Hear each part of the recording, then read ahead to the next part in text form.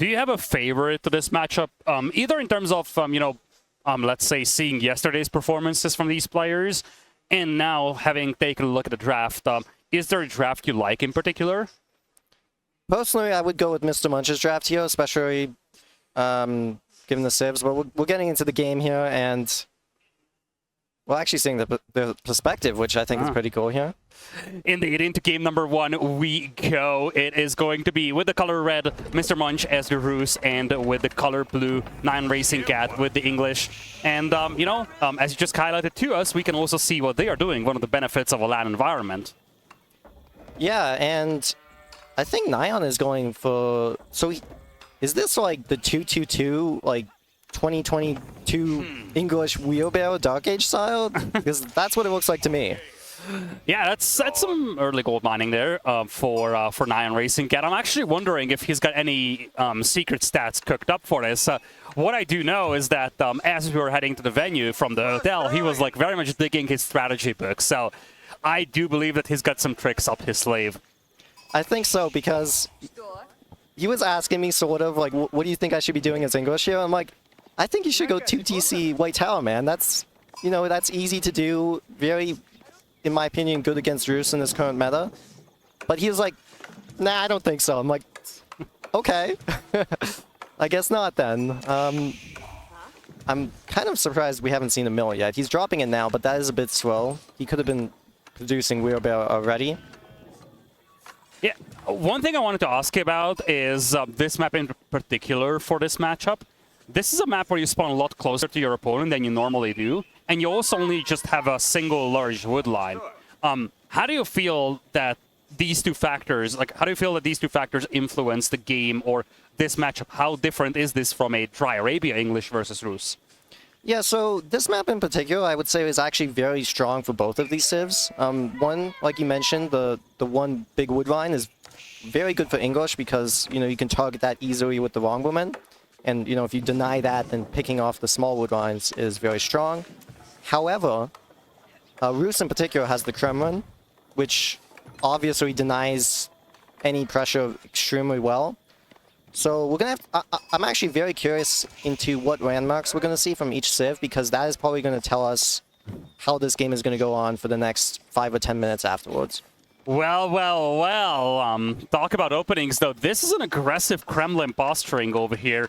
Definitely very much to the front, and this is also an interesting dynamic on this map. You don't really have a lot of safe code to work with, although NyanRacingCat spawned with 2 kind of offset towards the back. But here, you have this gold mine to the right, a little further away from TheMrMunch, but he decided to go with this one up front. That Kremlin is going to be pretty much halfway in between the 2 players here. Yeah, and I think that's a very good spot for the Kremlin. In the middle, like you said, gets a lot of vision, as well as it's on the gold there. It's gonna protect your wood in a way. You're also gonna get the bonus there. It looks like he's going on stone maybe as well. I think so. So he is planning to go second TC here. Now that is very greedy. Now, depending on what Nyan does, we'll have to see in a second here. He's very slow to age, extremely slow. He's actually got four farms here in Dark Age, which is a bit much. Yeah, it really reminds me to some of those old school builds that you mentioned, like these Dark Age farming. I remember when Mista debuted this, and Mista was also one of the players that started to mess around with the Abbey of Kings long before it was buffed. How do you feel about the Abbey over here with this opening for Nyan? I'm a little skeptical, I'll be honest. I like, if you're gonna go for King's Palace, not King's Palace, Abbey, I think it's better to get it earlier, because you get that pressure with the knight, the king, whatever, and you can maybe deny the TC placement on that deer or even the stone in general. So he's probably not really going to get any damage done, I think. And this build, to me, it signals Nyan's going for a fast castle into the King's Palace. Yeah, I was wondering the same, but then I looked at his stone count, because indeed, he's moving on to stones. It really feels like this is just going to be that 2TC English feudal with quite some heavy farming. Yeah, okay, well, that, I mean, I guess he knows he has this build all planned out, but if you're gonna go for like 4 farms and wheelbarrow, usually you don't go for the TC because you'd go for the TC beforehand and maybe put it on the deer. It would be interesting to see the sheep count because maybe Nyan didn't get that much sheep and he's thinking, okay, maybe I need to go the farms early on to replace the sheep, right? Well, Feudal Age finally kicks in here for NyanRacingCat. Here comes the king for him. He's quite a bit behind when it comes to collecting the stone what he needs for the TC, so he's definitely going to be lagging behind a little bit when it comes to that second TC being built, and of course that extra villager production being unlocked. Yeah, definitely, and that's just because, like we mentioned, he went for the farms, he went for the wheelbarrow, and I guess he's going to go for a TC pretty slow now. Now, again, I'm curious as what he's going to do afterwards. We don't see any production investment from either of them at this point. I think TheMrMunch probably... Oh, wow. Sorry, TheMrMunch is building the TC on the gold there. That is pretty surprising to me, considering the deer pack was right beside the gold pack. I mean, the gold mine. Sorry, the stone mine there. Yeah, it's an interesting choice indeed. He's not going to have a lot of food to work with. Yeah, at the same time, he's got a very well-fortified front area. Kremlin, second TC, reminds me of one of the games that we've seen yesterday. That was on Rockies, that kind of mini dry rapiest time up. And we had the same setup, a Rus player with a Kremlin and TC right next to each other, kind of just migrating a lot of the workers, creating this fortified stronghold. Yeah, I can understand going for a Kremlin and a TC beside each other if it's like a full deer pack, or you know, you're playing against an aggressive civ like maybe Delhi and you know he's gonna ram you or something. But in this case, Nyan is playing extremely defensive, I'd say, or not only defensive but slow. I would have preferred that TC on the deer pack there, and even in this case, he's gonna have to. Ideally, you want to be rallying your TC. Because you can see here, he's rallying it to the sheep, which is just extra walk distance that you don't really want to be doing at this stage in the game. Mm-hmm. He also walled off that little opening on the right side, although that's just, you know, a very tiny part of the business at the end of the day. His left is still wide open. But a very, very passive game so far. 8 minutes in, and we've seen virtually no combat. Yeah, and usually this matchup is pretty passive, but it's even more passive in this case, because nobody is really going for those, you know, deer, the bull. They're playing extremely condensed in their base, and I guess that signals Castle Age to me, because, I mean, TheMrMunch is going... Okay, so now he's going for the deer, and he's actually putting a tower on that. So to me, it's hard to see, but... Yeah, it's a lot of walking time, and it's also extra investment. And I guess that king pays off in a way, because that king kind of forces his tower out on itself. And at the end of the day, it looks like NyanRacingCat has no business staying in feudal. He's piling up the resources for castle. Yeah, the king definitely pays off, and that's why you see these very greedy openers from English, often 2 TC into White Tower or 1 TC fast castle into King's Palace, is because you have to have a lot to deal with that king, and the king costs nothing, right? So it's an extremely good landmark, which is funny because it used to be extremely bad. Yeah. It's very funny how things change up like that, right? I do remember the days where if you saw an Abbey, it was a miracle. Now, the king is looking for some targets over here, but Munch is quick with the reaction, jumps inside a tower, so there's no one to be found. Yeah, very good reaction there. And I'm curious, he's only going to stay on 1 knight here. I think he's probably thinking he needs to get Castle Age as well, because Nyan is actually going to be faster than Castle Age. Despite having a slow TC, having a slow Feudal Age, he's going to get to that Castle Age faster. It feels concerning for Munch that he's only up by 1 villager, despite having that second TC come up a little sooner. And now that White Tower, once again, nice, safe, and condensed, being rushed up at 14 villagers, so you really feel like NyanRacingCat just wants to be the first one to Castle Age and really start to pump those knights out from the White Tower. Yeah, and we should see knights here, because he actually does have the advantage here, obviously, given that he's going to be Castle Age a bit quicker. And TheMrMunch he's struggling a little bit for food here, actually. I think he didn't get as much sheep as he would have liked. And going as on the berries as Rus, I don't think you get that gold benefit. Yeah, you don't. Yeah, you don't get the gold benefit. And if you don't have sheep, it's a lot worse for the Rus. Back in the days, with the previous bounty system, if you don't get very many sheep, not catastrophic, right? But now, you do get that bounty from the sheep, so missing out on that means that his bounty income was also worse. Yeah, especially. And the walls are nice here. It's going to allow him to get that bull, get that deer, which I think in this case he's going to need to get, because obviously it's not good to just lose out on value that you could be getting for free. His landmark of choice is going to be the high trade house here. King once again looking for some targets. Oh, this could be terrible though. There is no one defending the vills here. The landmark isn't going to complete, but at what cost? That's the question. Oh, so much unnecessary damage over here, right? Oh yeah, and he has one knight, but it's not anywhere here. And he's got another knight in production. I mean, he's gonna get it up, but it's not pretty. Two villagers go down over here from TheMrMunch. A third one is going to follow. That is just so underwhelming for him. And he's going to go straight into crossbows over here. So he's done with the knights for the time being. He's up to 2. He's walling himself off in this little corner and now switching into crossbows.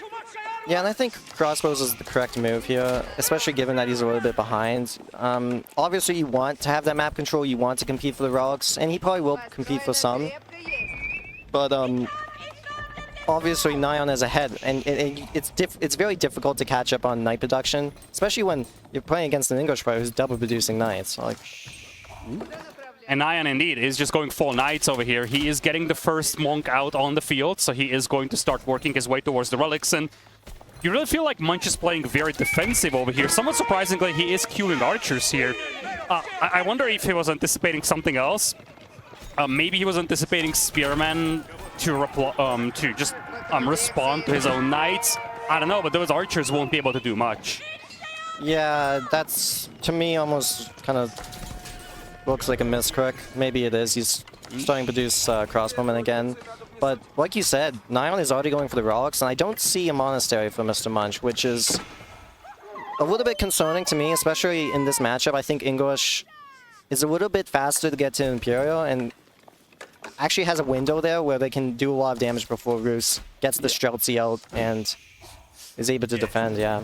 And TheMrMunch walled himself off in this corner. He's playing very defensive still, but that's something that is being leveraged by NyanRacingCat. He's going for the relics, and he's also walling off the left side of the map as well. So he's kind of just securing 60, 70, almost 80% map control here eventually. Yeah, and Nyan is going for crossbowmen as well. The game has slowed, like you said. We've got the walls down. They are fighting for the relics. They should be fighting for the relics, but I don't think either has gone, like, I don't think TheMrMunch has even gone monastery, unless I'm mistaken. Yeah, I don't think so either. He's got no warrior monks. He is going to have 1 relic guaranteed behind those walls, but it very much seems like NyanRacingCat will have 4. Yeah, I mean, if he gets 4 relics as English, it's going to be a very difficult game for TheMrMunch. And some additional chip damage as well. Such a good use for these knights over here. He kills the one from TheMrMunch. He's going to pull them back to heal them up. And when the dust settles, he loses no knights. He killed a villager, he killed a knight. Efficiency is just so good here for NyanRacingCat. Oh, it is, definitely. And you can notice on TheMrMunch's side, he has production, he has stables, he has archery ranges. He doesn't have a monastery, he doesn't have farms. And if you take a look at NyanRacingCat, now I haven't seen his production, but it's got to be no more than like the White Tower and like 1 production, right? So he's investing into farms. He's got 2 food upgrades. That is going to propel him to Imp Age a lot sooner than TheMrMunch if he decides to do that. And a concern you have here for Munch is that at some point he's going to deplete the hunt, the berries whatsoever. And when he needs to make that farm transition, it's going to be very uncomfortable. NyanRacingCat already has a really good farming eco set up. And oh no, these walls are still open here. Yeah, that's going to maybe be a Vill here. Maybe a couple more if he gets into the wood line. Oh, that is just so painful for Munch. The wall is still being open, loses the crossbows, loses the vills. And the crossbows were all the way to the left. He's got nothing at home defending this. Has to pull the Kremlin militia. Knights will disengage, but once again, so much idle time forth on this wood line. Yeah, a lot of idle time. You know, some food wasted on the militia there. And I don't think TheMrMunch has really done anything on the opposite side of the map. Like, his army is kind of just MIA. So, he's killed 0 villagers, only 240 destroyed value. We're not seeing a lot of damage on his end. Yeah, he's got a couple of knights looping around. He just got his first villager kill on the Walling Vills, but these knights will be very, very short-lived over here. They're kind of trapped, and they're already very badly damaged here. Crossbows chipping away. Munch might be able to secure maybe one more villager kill or so, but that's going to be it. Yeah, got a few nice picks here. Might get a couple more villagers. Nice. Yeah, not bad. I mean, I'm still a little bit worried for him, considering, I mean, he has no relics picked up. I don't, like, the fact that he hasn't gone to the monastery is, yeah. And Knight's still looking for villager picks. At the end of the day, he was able to even out the villager kill department. It's 5 apiece now. But still, as you said, relic count heavily favoring NyanRacingCat now. He's got that production with the White Tower. He's got 3 relics as well. I don't know where the 4th one is at. He doesn't have it picked up. So, oh, the 4th one isn't. There's one in the middle and then one inside TheMrMunch's I didn't see the one in the middle. Yeah. So he is going to get 1 relic, pretty much guaranteed. But against, like I said, against English, that's just not enough. Especially in this matchup up in particular, getting relics is so important because this matchup, like, I would say 80% of the time is going to go, oh, going to get the one in the middle, which is pretty nice. So 2 relics, not the worst thing ever. But like I was saying, this matchup in particular is almost always going to go to a late game, and I suspect that's where that's where this game is headed. And it's going to be a men-at-arms switch here from NyanRacingCat. He's grabbing clad armor. He's getting veterans for the men-at-arms. How do you feel about this against all these crossbows? Yeah, I mean, I think men-at-arms is fine. I mean, you're playing English. They're better. Either that or spearmen, because you really do need melee infantry. They're very good in this game. Unless you're going to heavily invest into knights, which are extremely expensive, and you need to get a lot of value with them. Like, you don't want to be fighting director, you want to be raiding, you want to be, yeah, just making sure you get value from the knights. And the melee infantry allows you to play an easier game. And look at TheMrMunch, though, as the observers are highlighting. He's been banking resources for a while. He is the first one to click up to Imperial, and he also managed to secure the relic in the middle. So at the end of the day, this is a 3-2 split. He's getting a couple of villager picks over here. I feel like he's getting into the rhythm of things. Yeah, that is extremely surprising. I guess he has no farms, and that is going to be an issue soon, but I'm just surprised that Nyan is not the one to get Imperial first. I guess Nyan went very heavy into the army. He's up to 30 crossbows, 6 men-at-arms, a bunch of knights. Started to invest into siege, like Trebs and Springolds and whatnot. Also started to build up the farming eco, whereas for TheMrMunch, he's just been leveraging the boar and the hunt to actually get to Imperial. Now, he was able to pick off quite a few villagers here, so now he's got 14 Vil picks. He's up by 8. Yeah, I mean, if Nyan does have 3k more army value, so, and he has a Treb. The Kremlin is going to be a little bit annoying pushing into the base. Oh, picking off a few villages on the deer there. That's a nice pickup. But like I was saying, this is going to be a scary push. 100%. TheMrMunch he could potentially die here, to be honest. Yeah, this is a dangerous timing push over here. Monastery is up front over here. He could miss out on the relics too, but he just reached Imperial. He needs upgrades, and he's getting the Horseman upgrade, just veterancy. So he's very far away from fielding an Imperial Age army over here, whereas it looks like NyanRacingCat is now going all in. He's got a tower on that bridge as well to get the Network of Castles bonus. Yeah, so he's got the Network of Castle bonus. He's getting some more upgrades, while TheMrMunch, I think he's getting upgrades as well, but he has a bigger army, so this is really when you want to be fighting for Nyan. Yeah, it looks like pushing into this Kremlin is quite challenging here for NyanRacingCat, though. Militia, supported by some crossbows and soon some Streltsy, are holding their ground for the time being. And raids are going so well. Bottom left corner of your screen for TheMrMunch. He's been picking up villagers left and right. He's up by 16. You really get the feel that if he can somehow hold this, he's going to be in such a good position. Yeah, that's a beautiful raid. You always want to be doing that. When your opponent's attacking, you distract them with the raid. You can get way more villages than you probably should be able to. So good on him. And like you said, if he can survive this push, which I gotta admit looks pretty scary, he should be in a good position. He's getting some Springolds going over here. Just one Springgold on the field for NyanRacingCat. Munch is getting 2 in now. But he hasn't gotten elite upgrades just yet. He's making a pivot into Horsemen, but those are just veteran Horsemen for the time being. And he's gonna have a lot of Streltsy, but they're not necessarily the best against mass crossbows. Yeah, so the thing about Horsemen here is Horsemen is... I know it's kind of a meme, but Horsemen is not going to kill this ranged army, because you really need a massive Horseman to kill, you know, ranged in general, or any units in general, and TheMrMunch has 5 Horsemen, right? So that is not going to do anything. It's going to walk up and die, and that's kind of what's been happening. And they're not even Imperial Horsemen, right? So he aged up to Imperial, and he's not utilizing that at all. Yeah, he doesn't have the food. He's got so much gold to work with, but he's got no food. And this is getting troublesome. He isn't able to mass produce units, and he isn't able to get the elite upgrades. But because the crossbows are focusing the Horsemen, the Streltsy are getting a lot of freebies over here. Second wave coming in for NyanRacingCat, though, and the army just feels way too overwhelming. TheMrMunch is running out of food, and he's running out of juice. Yeah, and this, to me, looks like kind of a premature Imperial Age. You weren't really ready to go Imperial Age. You had a few farms, but I mean it's not nearly enough, especially in this matchup. Competing with the English, like he has 2.5k food. Either you make Siege, which doesn't cost food, or you don't go Imperial. And we can kind of see that he's suffering from trying to go Imperial without the food income, and he just doesn't have it. You know, he's being rammed down as well, crossbows trickling into his base, and with all the crossbows gone from TheMrMunch, 27 men-at-arms from NyanRacingCat, it's gonna be just so challenging to kill. Yeah, and this is the moment where, as Nyan, you just kind of like shift quick your units, like attack wherever, and you're gonna get damage no matter what. He has crossbows here, he has men-at-arms, you know, on the other side of the map, like he's just everywhere, and it's very difficult for TheMrMunch to keep up. Yeah, you can just look at all these small groups, these little blue blobs on the minimap. He's just everywhere. And when you look at TheMrMunch, he's getting so many attack notifications as well. He's starting to lose out on the villagers now.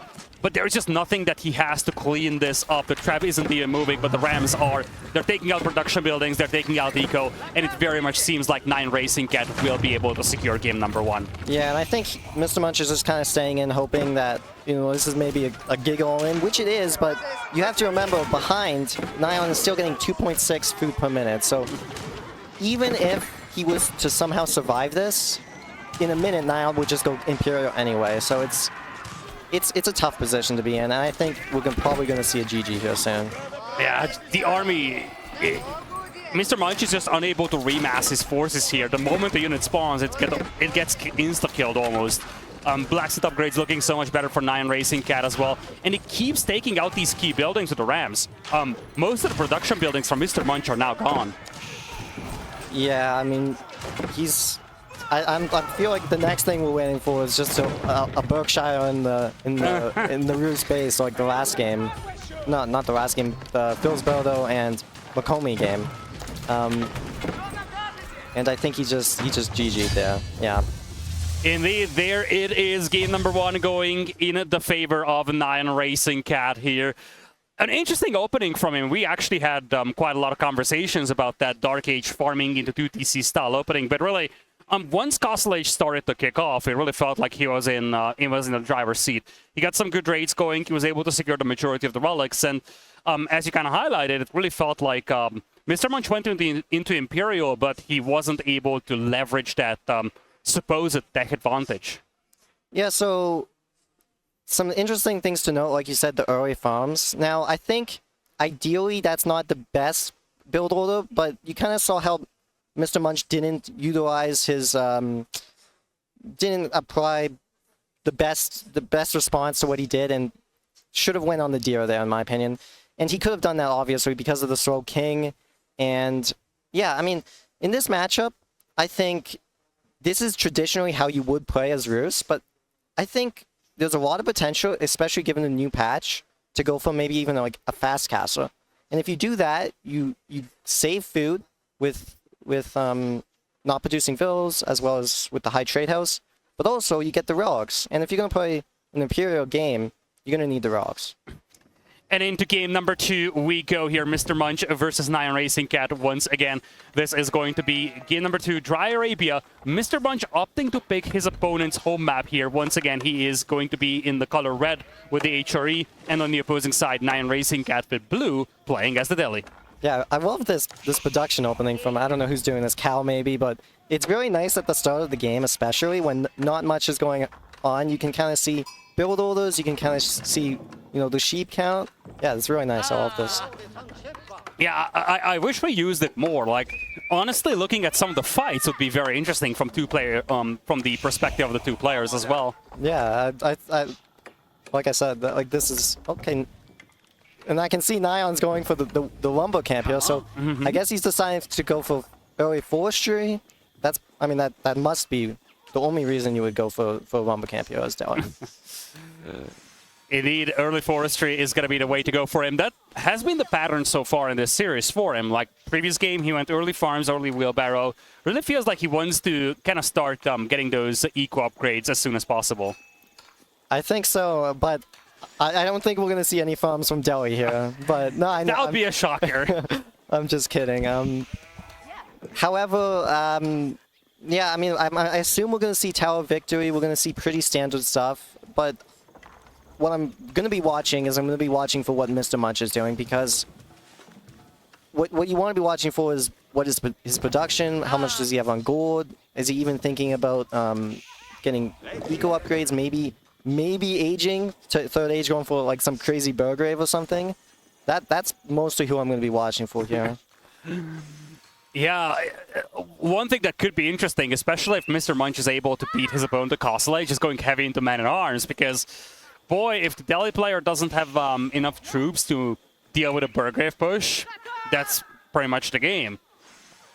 Yeah, definitely, and I think that is like something Delhi also has to be kind of worried about. You have to be watching for the gold, saying, okay, is this too much on gold? Is he kind of thinking about Castle Age here? Because as Delhi, yes, you can deal with feudal men-at-arms, but especially castle men-at-arms, that's a whole different beast. You can't deal with that unless you have like 100 archers, like Marine World style, dealing with Castle Age men-at-arms. Well, it's going to be the Aachen Chapel being the landmark of choice for TheMrMunch. No surprise on that front. On the opposing side, the NyanRacingCat is going to be quite a bit delayed over here going into Feudal Age, but I guess the benefit for him is that he's going to get forestry early on, and he's already halfway there for wheelbarrow. Yeah, so, I mean, he feels comfortable with this build. Okay, so we're going to see the Dome of Faith. Not something I was thinking, but now I wonder if this is kind of a Castle Age kind of play, or maybe he's just going to try Dome of Faith and go Feudal Age anyway. I mean, I have no idea what to expect, but it did get buffed, right? Dome of Faith got buffed multiple times. I think it used to be 90 gold for a skull, and now it's 65, which is kind of crazy, so... Yeah, I wonder if he wants to go very heavy on the eco techs again. Because with the Dome of Faith, you're going to have that quick research potential, and indeed, maybe, especially if the game is slow, trying to get those upgrades in, indeed, as production is showing us, 65 gold per scholar. That's a huge discount compared to the baseline 150 price. Yeah, 100%. Now, with the Tower Victory build, you wouldn't build more than one skull, right? So that's kind of why you don't need the Dome of Faith if you're doing that build, but you really have to utilize the cheaper skulls here if you do decide to go for the Dome of Faith, and that's either in combat, or that's getting faster tech upgrades, potentially going to Castle and getting faster tech upgrades in Castle as well. So, I mean, I would say he would have to at least build like 4 skulls to get value from this Dome of Faith. Yeah, the tricky thing is that as long as you don't have a single sacred site, the only way that you will be able to afford scholars is by mining gold. But he is going to be able to afford at least one, and that is a beautiful pocket out here for TheMrMunch. He's going to wall off this corner, and this just feels so, so good. A safe wood line, hunt, berries, gold, stone, everything that he needs. Yeah, I was going to say exactly that. That is a beautiful wall. Securing, you know, food against Delhi is extremely valuable because, I mean, you're going to be playing a feudal aggression, and food is the most valuable resource in Feudal Age. Looks like efficient production is going to be the case, or I guess that's going to be the plan over here for NyanRacingCat, because he actually rallies the monks from the Dome of Faith into the stable. Yeah, and I guess TheMrMunch went for a stable as well, so I like that from Nyan. Ghazi Raiders are better than normal horsemen. If TheMrMunch is going for normal horsemen, you don't need to make spearmen, you just make Ghazi Raiders, which are better. So either I like to see TheMrMunch's approach now that he sees that he should see the horseman, right? Does he go into spearman or does he double down and go into another stable? Yeah, for the time being, he's just going to open horseman over here. Of course, both players will have a really powerful food economy early on. The deli with the berries, and then, of course, the HRE with the extra food income boosted by the Aachen Chapel. But of course, let's not forget, Wheelbarrow is already finished for NyanRacingCat. TheMrMunch has that too, but the second set of eco upgrades is now coming in for NyanRacingCat. Double Broadaxe will be pretty much on par with TheMrMunch, but he has the food upgrade on the way, mining upgrade as well, and most importantly, Sanctity. Yeah, and what I've noticed from TheMrMunch, okay, so he went for the Spearman, and he has like no sheep, which is okay for now, but like he's gonna exhaust that deer pack as well very soon. Now he invested into two farms here, which is nice, but you're investing into Spearmen, Horsemen, which, you know, those are very food heavy units. Like archers are typically, like, if you're low on food, that's what you want to be investing into. Yeah, this is something that we often highlighted in other games. The HRE Gather buff is something that can be a double-edged sword a little. Sure enough, you have a great resource income, but it also means that you deplete your safe resources very quickly. Yeah, what the observer just noted, that top side of the deer pack is not walled off, so potentially Nyan could even squeeze himself in there if TheMrMunch doesn't see that. And what you're seeing now is actually he's running out of sheep here, so I guess he's transitioning a little bit to the berries there. Yeah, he's starting to add some more farms as well, but Sanctity is going to come in, so now you're looking for those sacred sites. TheMrMunch, he has 5 horsemen out there though, so he's going to try and intercept some of these monks. Ghazi Raiders are out there to meet them though. Yeah, and TheMrMunch is doing, I think, in my opinion, a very good job at, you know, stopping these scholars from immediately getting on the sites. Now, it looks like he's going to die for this skull, which, you know, actually, Nyan did go dome, so if this was a Tower of Victory skull, I would say this is a big deal, but this is a Dome of Faith skull. Yeah, one horseman goes down over here from TheMrMunch. He's going to trade basically 2 horsemen for a single scholar. Sure enough, you delay the capture of the sacred site, but when it comes to resource efficiency, as you said, this is a Dome of Faith scholar, so when it comes to the value destroyed, it's just so much better for NyanRacingCat. Yeah, and he actually has 5 skulls on the field. That's a bit much, but, well, I mean, he already lost 1, so... Oh, he doesn't see the sacred site. He didn't scout the sacred site to the north, and he's running around it. Yeah, his skull is up there, but he doesn't see it, I guess. I don't know. Oh, I think he's now he found it. Yeah. Yeah, for a moment, we could see his perspective, and he just didn't have vision. I was wondering if he goes all the way to the north, but he figured out where it's at, so he's going to have that sacred site secured. So, TheMrMunch, he's going to allow 2 sacred sites to go off, and I think that's okay. Now, it's not ideal if he gets 3 sacred sites. I think that's it's kind of bad, honestly. But that horseman at the bottom site should be able to at least delay the site for the time being. And that's something you should always be doing as Delhi. Just sending your scout, sending 1 horseman to the edges of the map especially, just to make sure that... I mean, it's not going to stop the site, but it's going to make your opponent, you know, react to it, and it's going to make it difficult for them. NyanRacingCat loses another scholar here up north, and this is before the sacred site was captured. Now a little dive on the berries, though, from NyanRacingCat. He's been doing a really good job harassing the eco of his opponent here. Yeah, and considering he's going for the berries first, TheMrMunch, and not for the deer, which, you know, is definitely the more safe resource, that is something NyanRacingCat should be doing, is not allowing him to easily gather those berries, because he's not going to be able to stop the deer later on in the game. And when it comes to Ghazi Raider counts, it's up to 12, so that mobility advantage is now there for NyanRacingCat. He's capturing the second sacred site. And you feel like that snowball is starting to roll down ales here. All the eco techs are in for NyanRacingCat. Blacksmith upgrades coming in. He's got already melee attack and melee defense. Now the ranged upgrades are coming in as well. And he is also piling up a lot of resources here. He might be thinking about Castle Age.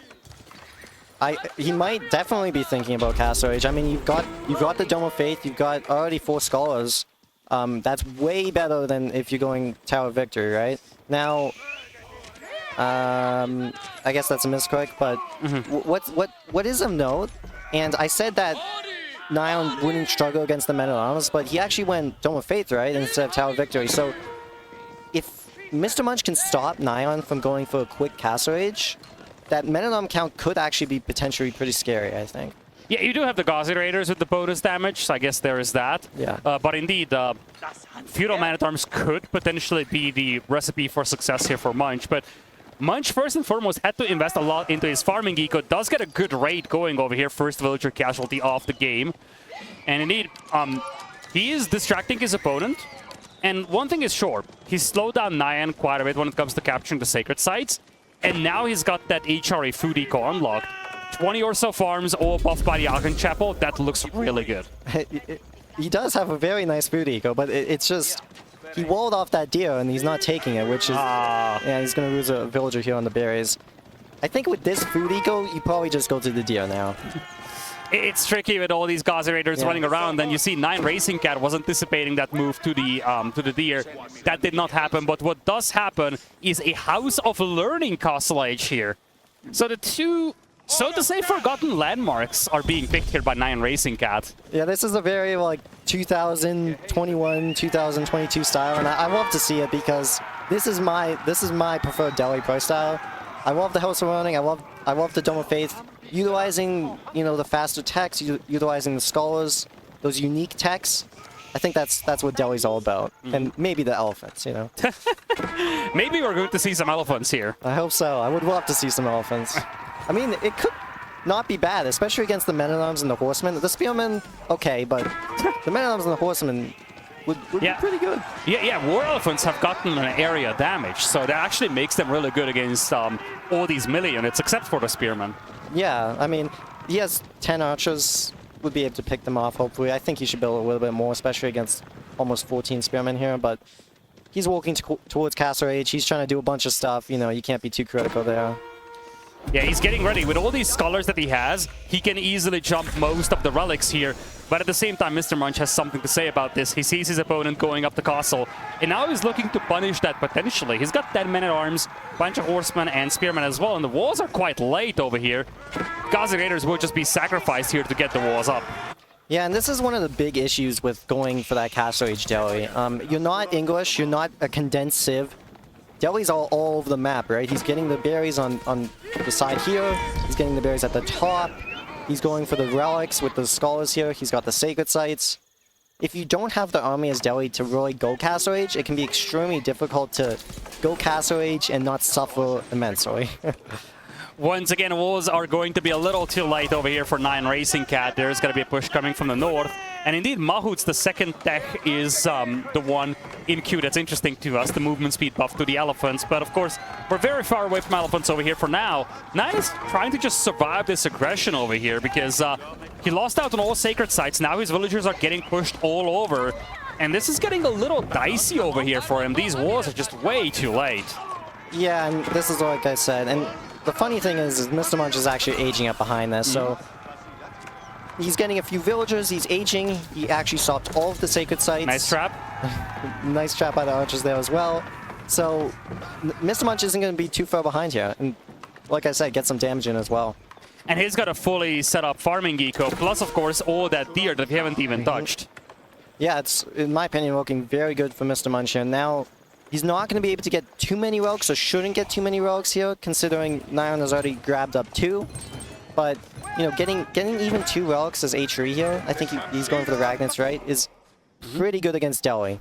Especially considering Delhi's not going to have Compound of the Defender here, so it's going to be hard to scare his eco otherwise. Yeah, I was wondering about the same, because so far, 9 out of 10 games for the last year, we've seen Compound of the Defender from Delhi, which meant that once they've gotten to village fortresses, they started to escalate their eco very quickly. This is not going to happen over here, so really, the only way for NyanRacingCat to build up any kind of an eco advantage is by just getting all these key eco techs from Castle Age. Yeah, and that's just not enough, I think. He's going to, I guess, have to drop a second TC, which as Delhi is not really something you want to be doing. You want to be utilizing the Sacred Sites, the relics. And it looks like MrMunch is going to start bringing back some of these relics, which is, you know, H3 relics. That's no joke. Indeed, and that was probably the most contested, the easiest to access here for NyanRacingCat. Some raids are going on, though, and these are not just horsemen anymore. These are lancers, and not every villager can fit. A lot of idle time forced out here by NyanRacingCat, and quite a few villager picks as well. Yeah, and this is what he needs to be doing, really, because he does have that slightly, you know, Castle Age advantage, right? He has the 10 Knights, whereas MrMunch, okay, he has the Spearmen, but you need to be utilizing those Knights to get pickoffs on these villagers like you see here. And a lack of mobility is haunting MrMunch so much over here. He's got his south covered with that wall, but the north is wide open. And he's got a very slow-moving army of spearmen. These lancers do run into the spears, though, so they do eat quite a lot of damage. But at the end of the day, these were only feudal-age spearmen. And the lancers are just looking for exposed villagers to hit. Yeah, definitely. And MrMunch is trying to get some damage on the other side, but I think what he needs to be doing now, and there's nothing wrong with this, obviously, if you can get some damage, but he needs to be securing his base, because if he can stabilize, he is... Oh, 27 damage on those lancers. He is way ahead on the eco if he can stabilize here. Yeah, in fact, we're getting to the stage where he could be thinking about Imperial with the Pass of Schwabia just to get that villager production boost. And as the observers are highlighting to us, NyanRacingCat doesn't have the greatest scouting ever here, and he's missing out on that final relic that's still available. Yeah, I don't know if that was both of the players or just Nyan, but not getting that relic is a big deal for, well, I guess both of them, but MrMunch in particular. Although he does have 2 relics, which, like I said, 2 relics is H3, especially against Delhi. You should be happy with that. Another run by NyanRacingCat in the enemy base here. Spearmen are now veteran, and they are tracking these knights exceptionally well, but still, so much idle time is forced on from MrMunch here. I don't know how I feel about this, though, for NyanRacingCat. It feels like he's slowly losing on his army. The knights are heavily banked up, and when you look at MrMunch, he's starting to build this army up, and not just spearmen and men-at-arms anymore. He's starting to get the lancers in as well. Whereas NyanRacingCat, he's got some archers, he's got some crossbows, but he doesn't have a huge premium army right now. Yeah, I think another issue is as well is that food. Now you can see that Nyan has 1400, the same as MrMunch, but MrMunch has farms, Nyan doesn't. Those farms are going to carry him throughout the game, whereas Nyan is going to kind of, his food ego is going to plummet very soon here.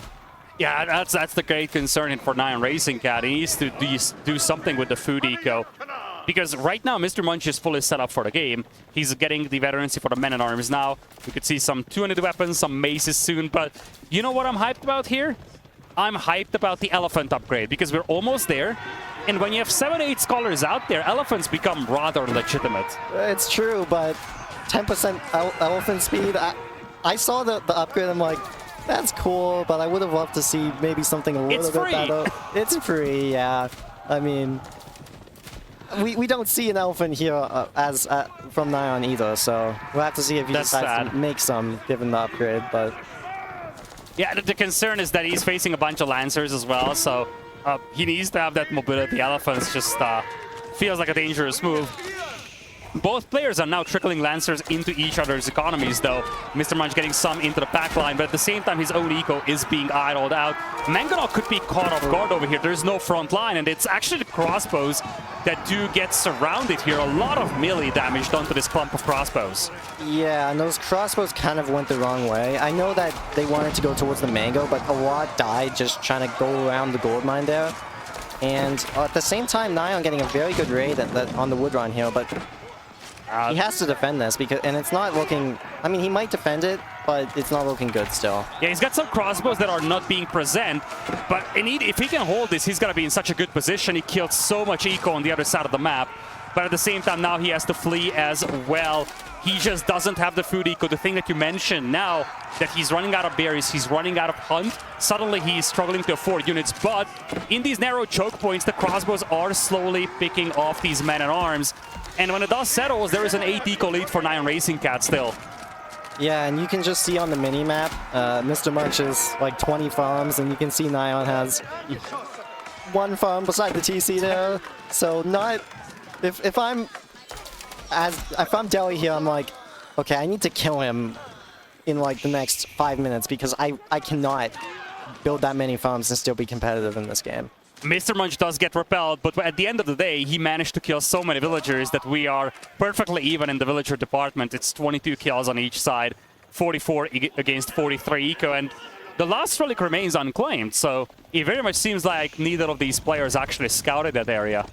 Yeah, and you know, that happens at every level. Like, I think as HRE you should be a little bit more, you know, like you should take that into account a little bit more, but I've done that before, everyone's done that before, especially on the edge of the map like that. It's very difficult to see. Second layer of Blacksmith upgrades will now be complete here for NyanRacingCat, but that food eco is just so problematic. He's got no units in queue because he simply cannot afford them. He's got nothing. I'm very concerned with NyanRacingCat's position here. He might train some more Rams. I think he's got 1, but if I'm pushing HRE here, I'm thinking they've got Sprinkle Town placements, they got auto repair, and these crossbowmen are going to go down as well. He didn't have all these crossbows in one large group. He kind of split them up, and now he's getting swarmed all around. He's got no food eco to replenish the army. And TheMrMunch is coming out with that second wave Spearman, Horsemen as well. And there is just nothing that NyanRacingCat has that responds to all these Horsemen. Yeah, even these Spearmen are trading pretty well. I'm of the opinion Spearmen are insane, and yes, they're gonna die, but they're just so easy to use. You just A-move them, and the crossbowman player has to micro back here. Yeah, Horseman still looping around here. NyanRacingCat trying to get that food eco back on track. But at the same time, TheMrMunch walled himself off, so now he's nicely tucked away in that corner. And oh, this is just such a nice surround here by TheMrMunch. Catches this retreating, very heavily damaged army off, and so many of these units are basically one hit. None of these will make it back home. They're not going to make it back home, and you can see in the other cam there that TheMrMunch is raiding Nyan's farms here, and that's Delhi farms, those are not HRE farms, and they only look to be about like 12. Yeah, villagers having to flee over here. I mean, there's some TC healing coming out, but that's just not enough. NyanRacingCat's eco is being shut down here. He's got no army out there, and it very much seems like TheMrMunch will be able to secure game number 2. Yep, and GG gets called.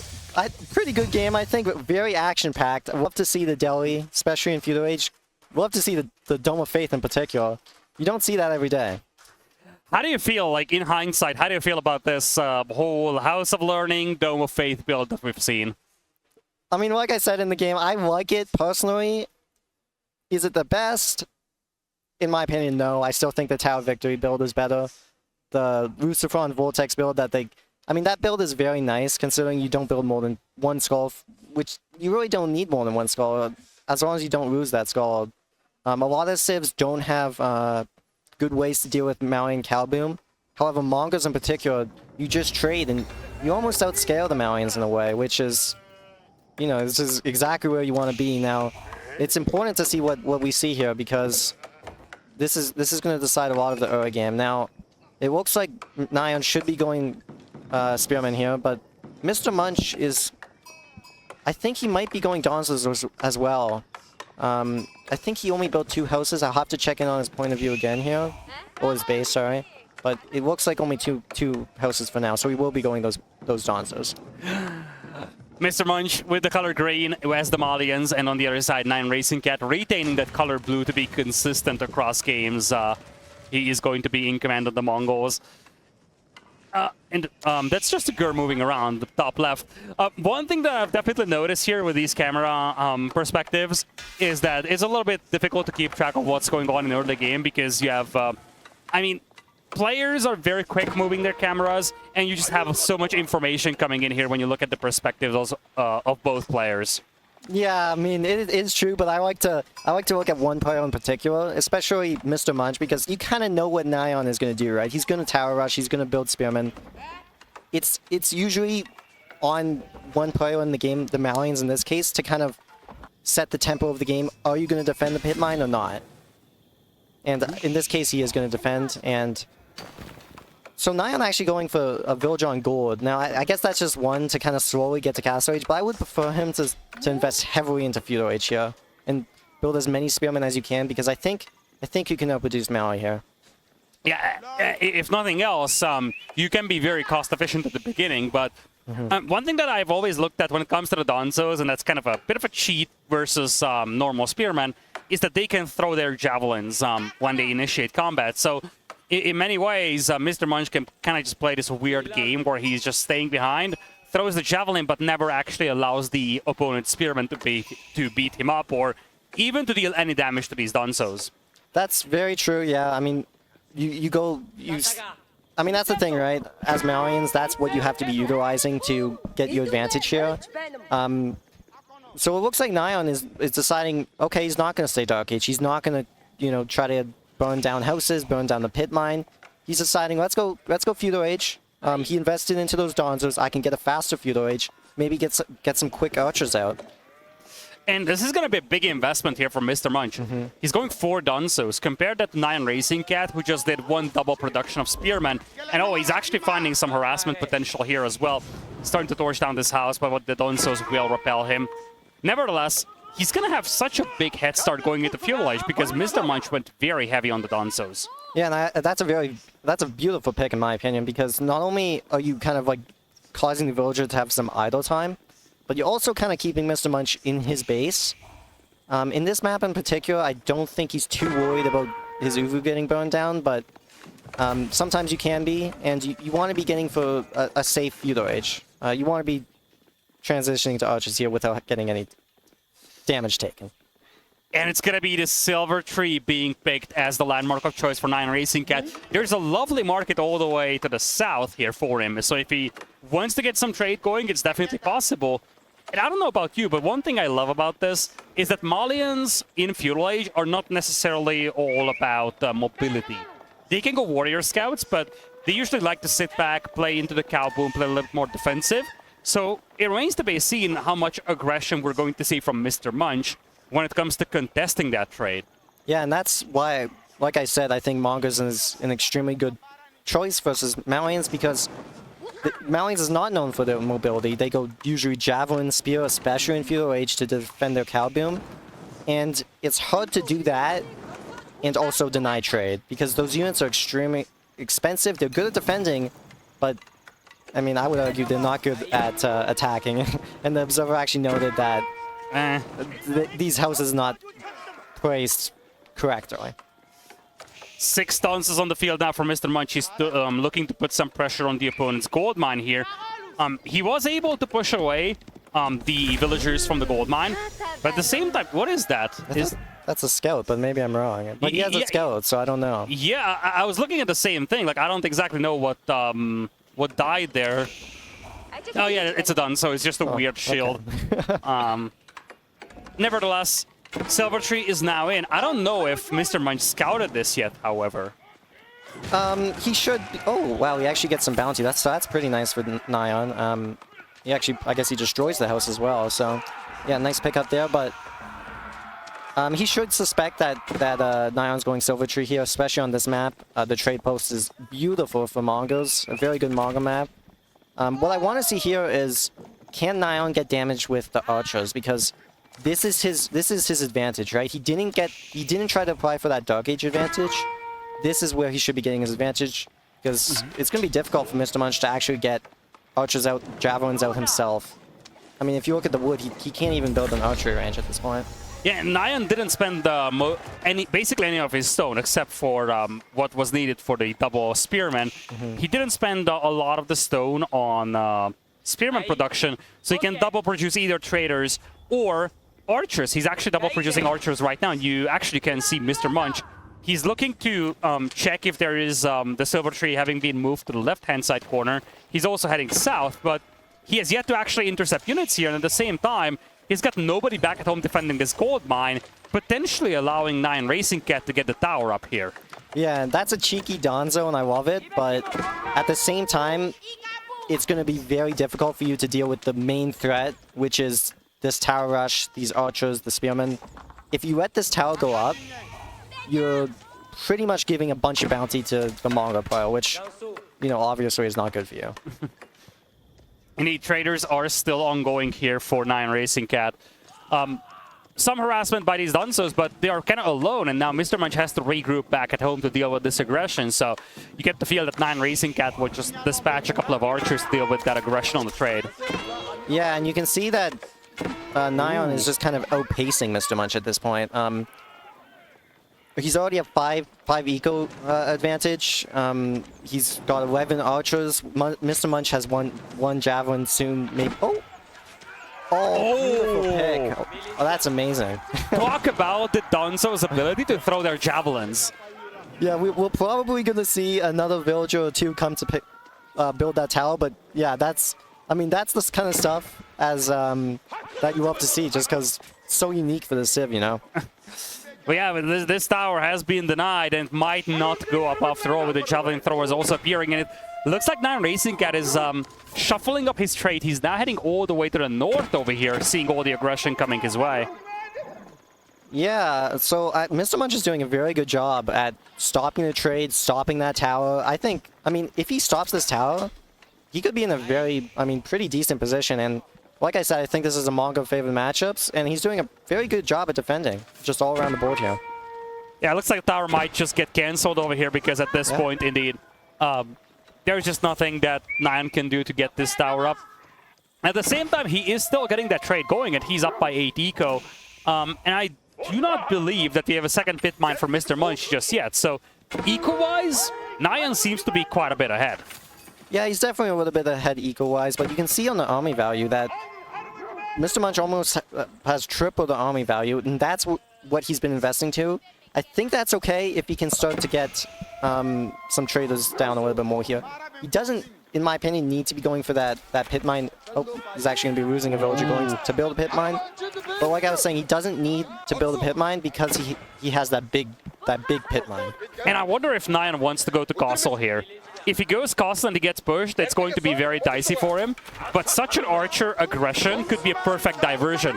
He's hitting the lumberjacks, he's getting multiple villager picks, and while doing so, his opponent is busy chasing this army down instead of actually launching attacks.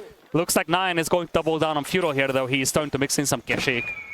Yeah, I would be very surprised if Nyan went Castle Age here, given that he's already going trade. I mean, you don't really need to go Castle Age, you just get it from the income with the traders, but I mean, both these players I think are playing pretty good. Nyan getting very nice picks at the back there. Prairie is a map in particular that you have to be very, very aware of where your units are as well as your enemy units are, because these exposed wood lines, it's very, very easy to let your villagers die. I don't think TheMrMunch scouted the trade shifting to the north, though. Because we've seen zero aggression from him trying to contest the trade to the north, and NyanRacingCat has been getting a lot of gold in from those traders. There's one trader that is still going to this corner, right? I feel like this is just a diversion, kind of showing, hey, I'm still trading here, just to make sure that he doesn't reveal that he's actually going to the north now. Another push, another villager pick, and really, NyanRacingCat feels like he's just all over the map right now. Yeah, he's doing a great job at getting these villager picks. I'm a little bit worried for TheMrMunch here. He does have the army advantage, but he really needs to stop that trade, and he needs to stop that trade yesterday, because Nyan is at 12 traders. I don't think he knows, though. Here's the thing. How do you get an idea of how many traders your opponent has? And that's probably why Nyan kept a couple of traders down south, because Munch now maybe thinks his opponent only has a couple of traders and he's shutting it down. So because of this, Nyan is kind of getting away with all that trade to the north, because TheMrMunch isn't even expecting it to be there. Now he's checking out just to be sure. Is he? It might just be for a pit mine. He might not know at all. I hope he checks it out, because if he doesn't check this out now, he's going to have some very concerning news in the future. He doesn't know. And if you're Nyan, I think you send a couple more traders to the south, and even if you sacrifice them, so be it, because it's a perfect diversion, a perfect distraction. It really feels like Munch has no idea about this trade happening to the north. Yeah, that's... I mean, I feel like it's a little bit of an oversight here from TheMrMunch. He should at least be checking with one Donzo here, but it feels bad he's down 20 villagers. He's killed less villagers than Mongol player. Obviously, you know, Mongols is very good at killing villagers, but you need to be killing villagers, especially when their opponent is trading. And Munch doesn't have cattle. He actually started walking out for deer here, but had to pull back with all those enemy units being nearby. And speaking of them, now the Keshik dive in as well. So much idle time is being forced on MrMunch. He's down by 20 eco at minute 12. Yeah, and you can just see the mobility is killing Malians at this point. He's always on the back foot here. He's chasing the Keshiks, he's chasing the trade, whereas Nyan is just kind of focusing all of his attention on killing villagers, right? So it's a lot more difficult to play the Malian side here, in my opinion.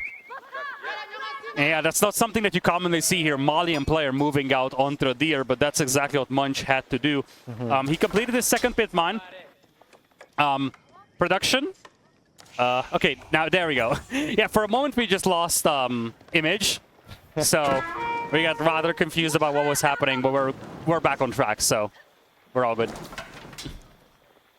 So they both have wheelbarrow. Nyan has double broadaxe. We haven't really seen any investment into... Okay, now we see Nyan going for some military techs here. I think that's what he should be doing. When you're at 23 archers, it's, you know, you should start to think about getting +1, getting ranged armor, and now he sees the trade, and that's got to be a big disappointment for him. That's just got to be killer. That is huge. And Munch needed this so badly. He needs to stop that trade, but the question is this coming in too late? Yeah, and I think it is, and MrMunch probably knows that, to be honest. Given the amount of traders he saw just with that one javelin, he must have saw six or so traders. You could easily have like 20 traders, given that amount of traders just within that area. And Nyan actually does have 15 traders, right? So, and like I was mentioning earlier, that army value, 3.5k, MrMunch no longer has that army value advantage, and that sucks, because that was when he needed to utilize his army value advantage, and it's vanished. And he's been moving villages all over the map here. Like, well, it kind of needs to. Malians moving 20 villagers on bears is such an unprecedented thing, but he's still down by 22 workers, and I feel like one of the issues here for Munch is that his army is slow. So, okay, if you shut down the trade to the north, a NyanRacingCat is going to shift to the south once again, and as long as he can retain those workers, he's going to have such a huge advantage. Yeah, definitely, and like I said, he's going to have to push this trade now. In a minute, if I was him, I would be heading to that trade with my entire army, because you just have to know that you're extremely far behind in this game, I think, and you have to get something done. Even if you think, okay, I'm going to lose the game, like, I don't want to lose the game now, right? I want to play out the game a little bit more. You're going to lose the game. You have to do something. Yeah, Keshik will just intercept these Donsos, and this is huge. They were willing to stand and fight. They were hoping to get some villager picks, and they do get a couple.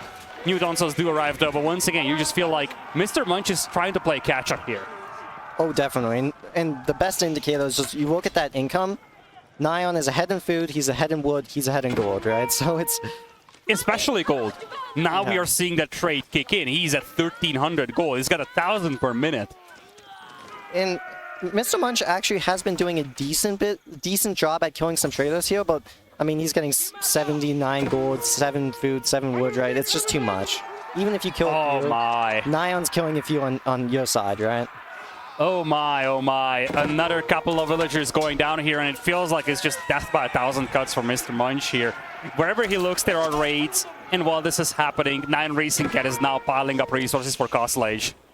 Yeah, it's very scary here. And I think Nyan has done a very good job at obviously picking off these villagers, but even if you lose a few Keshiks or something, it's worth it because his army is not heading towards your traders. And although, as I say that, his army is now heading towards the trade. But... Sorry. Castle Age is about to come in for NyanRacingCat, though, and look at this. It's a trade being split now. Where do you go if you're MrMunch? And to be honest, whatever you do, you go for the north, you go for the south, you won't be there in time in the enemy base to prevent that Castle Age from happening. Yeah, and I think this is a very nice play to kind of split the trade like this, especially against Malians, right? We both stayed in multiple times. The mobility is just not there for Malians, so even if you stop all the trade on this side, Nyan still has 13, 14 traders down at the south there. Yeah, and these traders have been working for so long. They return 70-something gold per trip, so they have a long return the investment that was made into them. And there is still 1,000 gold per minute for Nyan, despite the fact that he's been losing traders on the northern side. Yeah, and Nyan just kind of aged up here, and I think you saw that in the player cam. He's like, I'm really far behind here. Kind of needs to get something done. I'm not sure what you do at this point. I guess you split your army, or maybe you just dive Maybe you base. dive, yeah. I don't know. Like I was thinking about that because 27 javelin throwers and 28 dunzos are no joke. And when you look at Nyan's army, I don't feel comfortable about that being able to beat mass dunzo and javelin. But I really feel like there is no other way. I think that's exactly what TheMrMunch is going to go for here. But man-at-arms are slowly coming out, and once they appear en masse, if you don't have something that deals with them, it's probably game over for the Malians. Yeah, definitely. And I'm thinking, once these man-at-arms come out, and Obbs is showing us he has no eco investment himself, so he has. I think he has to dive. We're probably going to see that. I think his army is kind of consolidating, and he's going to dive here. Yeah. Yeah, veterancy came in late over here for NyanRacingCat. He just now started researching the veterancy for the archers. The Kurultai is not deployed either, and this gives a little room here for TheMrMunch to work with. But the clock is ticking so badly. You're up against 20 traders once again, and man-at-arms are appearing on the front line. Kurultai is getting ready to deploy. And once you have veterancy for these archers, things will just get very dicey for Munch. Yeah, I don't know what TheMrMunch's game plan is. He's kind of folding food that makes me think he's going to go Castle Age, but the issue is those men-at-arms. If you go Castle Age, you still can't deal with the men-at-arms, and you could potentially invest into Musafati in Feudal Age, but Nyan has 37 archers. I mean, you just snipe those Musafati, and the men-at-arms just kind of steamroll your opponent. Yeah, I wonder if he goes to Castle Age. I feel like it could be poison arrow archers against men-at-arms, but problem is the gold. He's got the fruit he needs for Castle, but he doesn't have the gold, and all of his gold mines are very much exposed. Perfect targets for NyanRacingCat.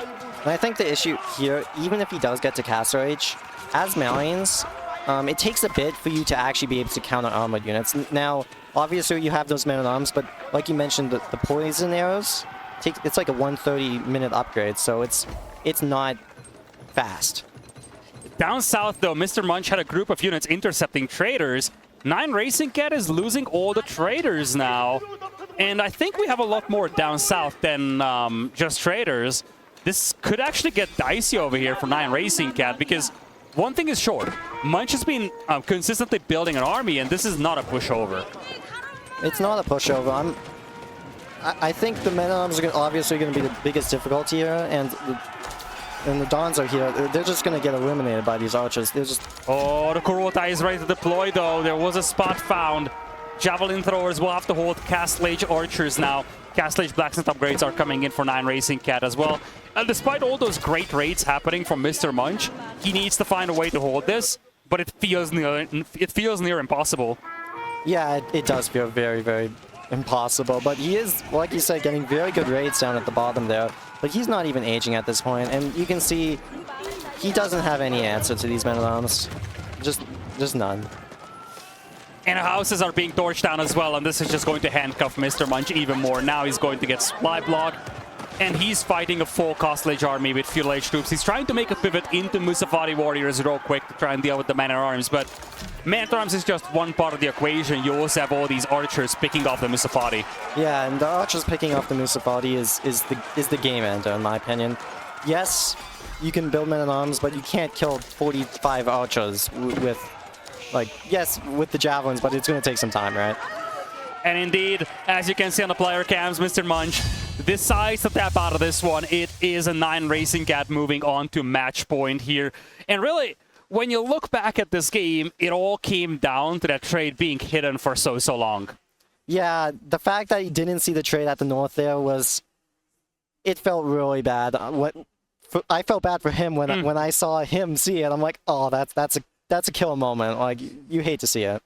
Yeah, so what I'm thinking here is maybe possibly we could see H2 power scouts from Nyan, depending on what Mr. Munch goes for as a mercenary, right? Because javelins and longbows are obviously very good against Zuganu, but if he does choose javelins or longbows, he doesn't have that Keshik option to deal with the power scouts.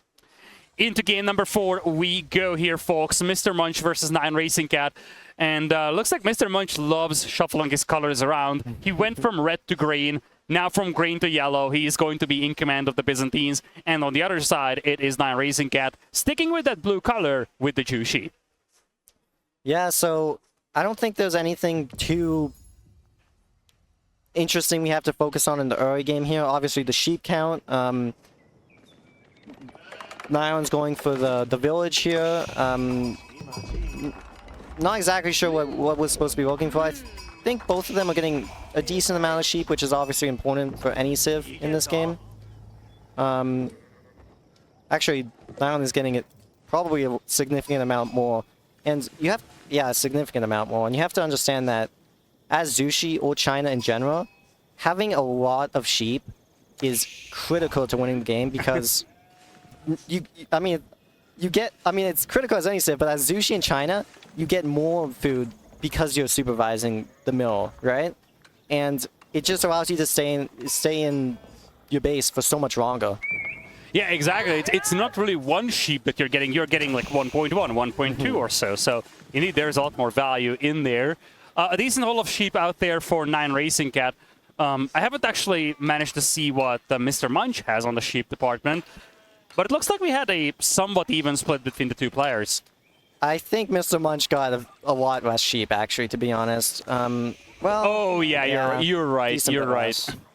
That doesn't feel good. Now, as Byzantines, it's not like terrible. You do have like cheaper farms and you have better farms, but you never want your opponent to have a lot of sheep, you know? Yeah, especially in a game which could easily be built around early aggression. I think that's the takeaway here. Farms are great. We've seen that in many games, that if you can build up your farming eco in feudal, it's very difficult for your opponent to make their farm transition later than you. At the same time, if NyanRacingCat plays aggressive, it might be challenging for Mr. Munch to survive until he has that functional farming eco. Yeah, and I think Nyan should be playing aggressive here, especially if I see this number of sheep as Zushi, I'm like, okay, yeah, I'm going to be aggressive here. I actually want to see the palace guards, and hopefully he gets that other sheep there. He should see that. Oh. Yeah, one thing I really love here is the food distribution. I'm just looking at the minimap here. Boars are almost perfectly symmetrical. Deer is perfectly symmetrical. Really, the only thing that favors NyanRacingCat here map-wise is that goat spawning at the back. Yeah, and this is an amazing map. Our friend Avery made this map. He also made Coastal Cliffs, and this is Rockies' revised version of it. So I just want to give a shout out to him because, you know, he does a great job with these maps. Yeah, it's an interesting map in many ways, and you know, I would love to see more variations of this mini-map or this more condensed version of classic map style setup, because at the end of the day, this very much looks like a dry Arabia, but it's a lot smaller because of all these cliffs blocking about 1/3 of the map or so. Yeah, I love to see this kind of map. You know, even Socotra, a bit of a meme map, I think it's done an interesting job in utilizing the water to create a more aggressive gameplay there. Meditation Gardens on the way here for NyanRacingCat. He moved all the way to the corner with those Meditation Gardens, but that looks like a very juicy spot for him. I think he's going to have all 4 resources in there. Yeah, it's a very juicy spot. You got the berries, the gold, the stone, a little bit of the wood, I think, but you can't ask for a much better spot than that. And he's going Song Dynasty right away with the Jiangnan Tower. Okay. I guess we're going to be seeing a TC then. I mean, I don't think there's any other reason to go for Song other than a TC, which is a bit odd to me, especially on this map. Notably, the stone is far away from your base. You don't have a coast stone. So, I mean, if he's not going for a TC, which he might not be, maybe he's just like heavily investing into production early on or something. We have to see here. Well, there is a tower rush coming up behind. Will get scouted here by NyanRacingCat, but if he wants to stop this, he's going to have to pull villagers. And, you know, okay, he's going to see it. And this way, NyanRacingCat is just going to have to bail on this. If this is like a Tile Orb 2 to the north, this would have been a lot more devastating. I guess he's doing that because he gets the passive stone income, and that is really nice as Zushi in particular. Just having that passive stone to upgrade your towers every now and again, but that I'm not a big fan of what he just did.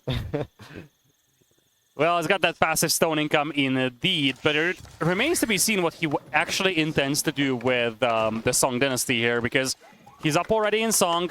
He's not moving villagers to stone, so this is going to be a 1 TC build. Yeah, and as our observer just pointed out, he's getting a plus 100 meditation gardens there, which, I mean, that's no joke. That's almost 3 villagers there, which, I mean, that is one of Zushi, in my opinion, biggest strength. The meditation gardens is just, you have a lot of variety because you can get that passive income there. But yeah, we're gonna see the stone here, like I mentioned, and yeah, it's a bit interesting, to be honest. I think his macro's a bit off, given that as Zushi, if you go for Song, you actually need more stone and not as much as wood. But he could also invest that into like production or something. So. One thing I'm looking at here, especially with walls coming up to the north for NyanRacingCat, is that we might see a game that's very similar to game number 1. Both players are like getting some troops going, doing some little harassment, but at the end of the day, both of these players are very eco-focused right now, I feel. Yeah, I'm very surprised to see this TC. Honestly, I thought with the amount of sheep he got, he could have been very aggressive. But he decides he wants to go for a second TC here. And what I'm kind of looking into now is where's the second TC going to go? The deer is in the middle of the map. He could go for the berries, but, you know, berries, that's not really an amazing spot ever, unless you're like Abbasid or Albid. So, yeah, that is an option. We'll have to see, honestly. That is definitely an option. I always love when we talk about town centers and the observers are just like, actually, I know a good spot. So Nyan is going to put it on the gourd, and, you know, if you play China, if you play Zushi, obviously you understand that sometimes you don't want to put your TCs directly on the resource because you want to supervise, but I think in this case it's okay because you're not likely going to gather that much gold as Zushi or China, so I like it. Yeah, it looks like it's just going to be Horseman for the time being for NyanRacingCat, although he has gotten the Western contract, so he does have longbows on the way too. NyanRacingCat is going to play Spear and Jugenu, but he's got no walls back at home, so against the higher mobility of these Horsemen, he could have trouble. Well, yeah, he's going to have trouble with the Horsemen, but also the longbows with Zuganu, right? I think everybody is aware that Zuganu struggle not against archers typically, but longbows. And English is one of Zushi's most difficult matchups because you actually can't be building archers. And that's kind of why I was thinking before the game, I want to see Palace Guards. I want to see Palace Guards to deal with this army that NyanRacingCat has. Horsemen now dive in here. Walls were incomplete. They do get a villager pick before disengaging. I mean, there is a clear intent here from NyanRacingCat to get these walls up, but he's a little too late to the party. He's got that town center nearby to just help out with the defense, but as we've just seen, units can easily run past these walls and still get some value, still get some damage done. Longbows also getting a pick on the lumberjacks. Yeah, Nyan has like almost 3 forward wood lines, and against Longbowman, that's not good. He's just going to go around this other side and probably get maybe even another pick. Yeah, the nasty thing with these longbows is that they can camp the other side of the wood line, and they can just be given line of sight by the scout on the other side, and they can just still shoot over the wood line, keep picking villagers. It's one of the most annoying things to deal with, I feel. Yeah, it's definitely annoying to deal with. And what NyanRacingCat is doing here, he's attacking the wall with the horsemen, and I would love to see the longbowmen go on the other side. Just because Nyan has actually already shifted his villagers to the other side here. Now he's going to be aggressive on this TC, but I mean, Nyan's villagers are just so exposed at this point. And Munch is doubling down on this. It's not just the longbows, and so many times we see the Byzantine player just going cavalry and only longbows. But longbows take time to build, and you're kind of handcuffed by olive oil. But that's not what Munch is doing. He's got 10 longbows, but he's also building up a huge force of archers here. Yeah, so the fact that he's going archers kind of makes me think, okay, this is going to be a heavy feudal investment, because you could probably defend and even be a little bit aggressive by just going longwomen. He's doubling down, he's going those archers. I think he's going siege. Yeah, he's going engineering. So yeah, he's going to double down here and try to, I guess, kill Nyan. I guess he saw that TC and he's like, okay, this is too greedy, I want to punish this. Yeah, he hasn't yet gotten the ranged attack upgrade, though. He queued it up for a second, but then he replaced it with siege engineering. But he's looking to dive over here. He's going to get one villager picked nicely. Longbows get no others. He actually accidentally clicked the range, but this is huge. Imperial Officer, one of the 2 IOs that NyanRacingCat had, now gone. And it looks like NyanRacingCat just doesn't have the army to stop this right now. He's got some Jugedo being built up. He's trying to play catch-up in terms of the horseman numbers. Yeah, I'm worried for Nyan here, honestly. Even if you get a significant amount of Zuganu, those longwomen are just going to be able to kite you for so long. I mean, he doesn't even have an advantage in the horseman numbers either, so yeah. It's looking a bit rough for Nyan, just there. And the hero Siphon is on the way. It's not just an ordinary ram, it's the Byzantine version. And it just incinerates that town center so quickly. Yeah, he is going to lose this town center no matter what. And, I mean, he got a few villagers, but MrMunch has already killed 5. Nyan's only up 5 villagers, and that's against Byzantines, right? Which also has that all-royal economy. So saying NyanRacingCat is economically advantaged in this spot is maybe not even true. Yeah, it's so difficult. Now you're looking to dive in with the Jugenu. Longbows aren't really focusing them down just yet, but if you're MrMunch, maybe you just call it a day here. He's done a lot of damage already. He's also banking quite some food and some gold as well.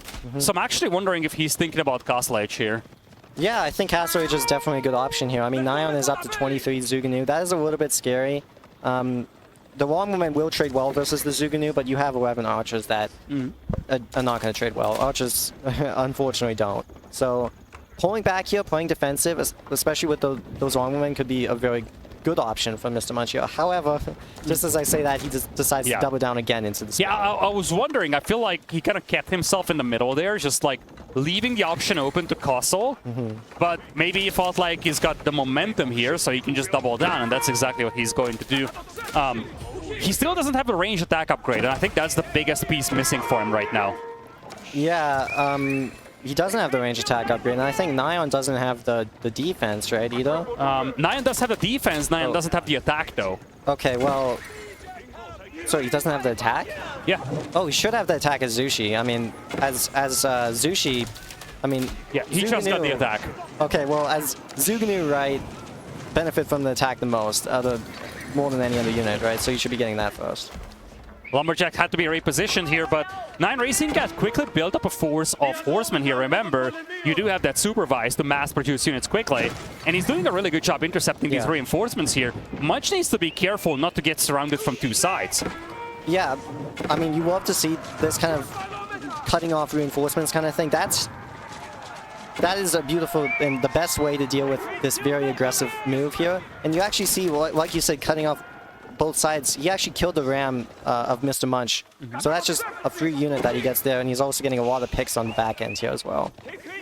Yeah, Horseman now getting surrounded by the ones from MrMunch, however, and Munch is getting some Limitani as well. A lot of these horsemen will fall victim to either the horsemen or the longbows, but at least this gives some much-needed breathing room here for NyanRacingCat. Army count is still neck and neck. Blacksmith upgrades almost complete, all of them for Nyan. 2 horsemen, though, finding a lot of value over here. Now it's 10 villager kills overall for MrMunch. Villager count is still neck and neck, however.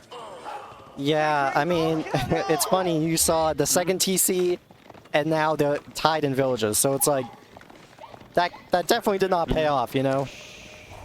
Yeah, now the dive is going to get a little deeper. Potentially, rewalls will not be complete. And with the town center gone, there is nothing really defending this position right now. Looks like Munch is looking to dive the berries with the cavalry to the south, and he was looking for lumberjacks up north.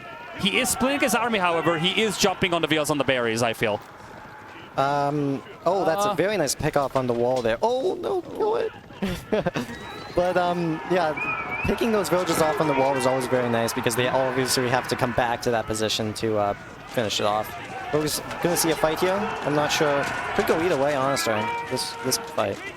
Yeah, Longbows keeping themselves outside of the range of all these Juke and New here. Horseman count looking even Stevens. But the front line is disappearing a lot quicker over here for TheMrMunch, and he doesn't have the Limitani out here to support. New Horsemen are coming in, but Longbows are slow, and it looks like NyanRacingCat is picking up a lot of momentum. Yeah, that went very bad for TheMrMunch, I would say. I think he should have tried to kite a little bit more, especially against that Zuganu. The Zuganu do so much damage. They're pretty much good against any unit in Feudal Age that TheMrMunch can build. I mean, not so much Horsemen, but if the damage is very good, right? If you're trading Horsemen for Horsemen. It's 44 army against 15 now. TheMrMunch looking to regroup here, but basically all the Longbows are gone. He's down to 2 archers as well. Trying to get into Limitani, but we talked about this in the pre-game. Limitani, nice and cool, but against Jugenu, it's tough to keep them alive, even with Shield Wall. Yeah, and this is just such a massive momentum switch. You can see in the destroy value, yes, it's pretty even, but TheMrMunch lost a bunch of raw momentum, which is not counting in there. So Nyan has actually been trading extremely well for this game, despite even losing 12 villages. A lot of stone available for TheMrMunch. He could fortify these towers if he wanted to, decided not to so far, but at least he does have this static position of defense, and it kind of gives him a fallback point here, try and buy some time, slow the game down. But NyanRacingCat, he doesn't want to slow down. He wants to go to castle. Yeah, I mean, I'm surprised to see Nyan going Castle Age first here, but I mean, I like it. Maybe you'll build some knights, you'll get the relics. I guess we're probably going to see the... I don't know the landmark name, but the monk landmark, and snatch up those relics before Byzantine can. Horseman raid coming in here, so much idle time for TheMrMunch. He also had an opening on his walls, but with the town center fire and cavalry coming in, Nyan is just going to bail out on this. But this is not the main show. This is just a diversion, because indeed, he is going to go into castle.